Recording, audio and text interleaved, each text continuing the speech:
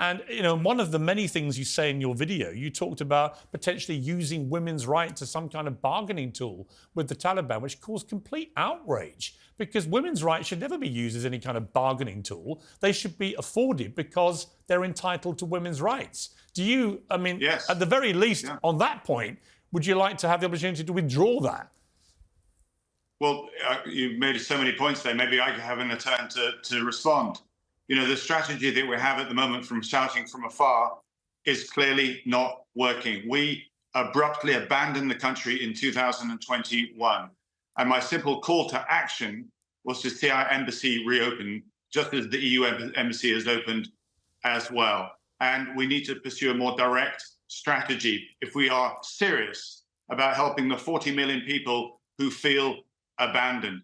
I understand that there is a natural inclination, given the Taliban's ruthlessness, its interpretation of Sharia law, its treatment of women and girls, and in the immense sacrifice that we made with our brave service personnel, you know, to distance ourselves and to say, no, we're not going to have any truck, which I think is what you're implying. But the awkward truth that we face is that we handed power to the Taliban. We ceded that power. We abandoned those 40 million people. We said we were willing to commit and help. And if we are serious about returning there in any form whatsoever to provide support, that requires engaging, opening our embassies. Do you accept that women's rights should never be a bargaining tool?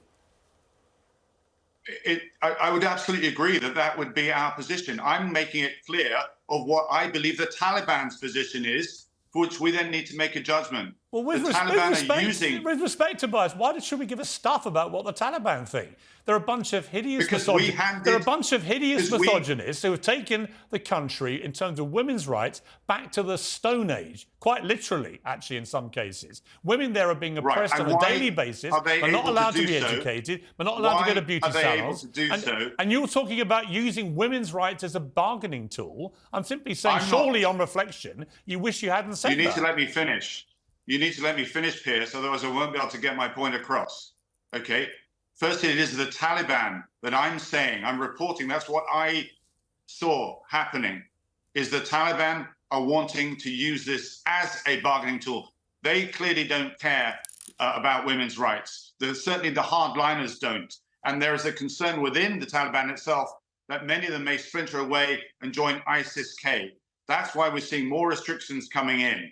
What we're also seeing is the situation with with girls' education is actually worse. When I discovered half the children under the age of 11 don't go to school at all. So Tobias, I'm sorry to interrupt, but if it's worse than you discovered, how on earth could you put yourself to a promo video with all that cheerful music about what great guys the Taliban are? I just don't get it. Well, you can keep referring back to the video, sir. I made it very, very clear. Well, you put it out. That was my error. But I've written further than that. I could only say so many things in that video, and I make it very, very clear. I put my hand up and say it could have been much better done. But I'm also saying very clearly, too, that our current strategy that we're adopting at the moment is allowing the Taliban to then run this country in a way without any influence whatsoever, because they're not listening to us. OK, but look, you say the Taliban are doing everything to ensure the prosperity of Afghanistan and its people. That's just a total lie. They're not. What I'm saying is that if we are serious about supporting women's rights, if we're serious about getting those schools reopened, then there needs to be quiet engagement. The shouting from afar is not working. In fact, I'm not shouting from afar. I'm just saying that your statement that they're doing everything to ensure the prosperity of Afghanistan and its people, and they're no longer a terrorist organisation, those statements simply aren't true. They're consorting with lots of terrorists. I'm sorry, but I never said that. I never said that they were never a terrorist organisation. I never used those words. This was the very organisation that harboured the very people that killed my brother. So please don't put words into my mouth. Okay, if we want to have a serious debate, an awkward, difficult debate of where Afghanistan is going, we spent more time talking about Afghanistan in the last couple of days because of my visit that I'm pleased about. And absolutely, yes, I put my hand up and say that that video could be done better. You can keep returning back to that video as much as you like. That doesn't actually get us back to the bigger point of what we are doing internationally to help women and children in that country. Given the reaction to the video, which is actually, as you know, something that you put into the public domain, clearly had no idea the reaction it was going to provoke, or you wouldn't have done it. But given the cross-party fury about this, given the media fury about this, given the fury of so many people in Afghanistan, given there's now a report in the Times that there's a plot currently being undergone to remove you from your position of chair of the Defence Committee, will you be considering your position? I'm traveling with the Defence Committee here in India, where I am right now, and we're working very well together. There is no support for any of what is going on back in the UK. I make it very clear. I don't know how many times I can say this to you, Piers. You keep returning back to it, and you don't allow us to move on. I put my hand up. I step forward on many occasions and say things, perhaps, which other MPs won't say.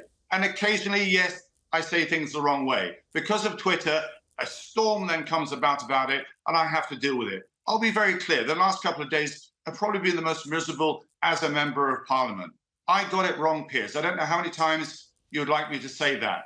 But I stand by the fact that Afghanistan is in a very bad place. The economy will collapse. We have some difficult questions. Okay, can I suggest something? Will you delete the video? I'm happy to do so, sir. I'm absolutely happy to do so. Will you do that immediately this interview is over? Because that would indicate you genuinely are remorseful. Of course I am. And I will not go further to that. I'll then put out a clarification of a statement to do so. But there is an underlying message that we've not spoken about Afghanistan. I don't know when you last brought it up on your program.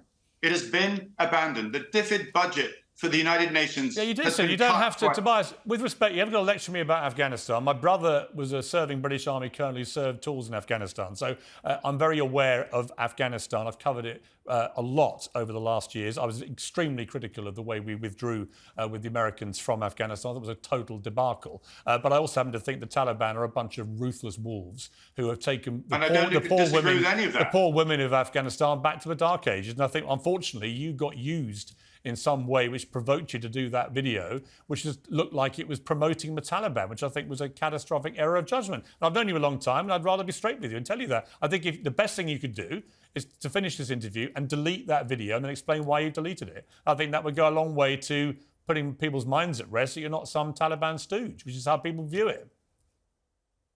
Yes, it still doesn't answer the question, and I will do all that, make that very, very clear, as to what is our strategy to help the 40 million people who feel abandoned, and we then ceded power to the Taliban. These are, I'm afraid, the awkward questions that when everybody has moved on from this storm right now, we have to still Listen, I absolutely agree, there are very important questions, but doing a promo video for the Taliban is not any way to go answering them. So I hope that you now delete it and explain why you're doing that, and I appreciate you coming on.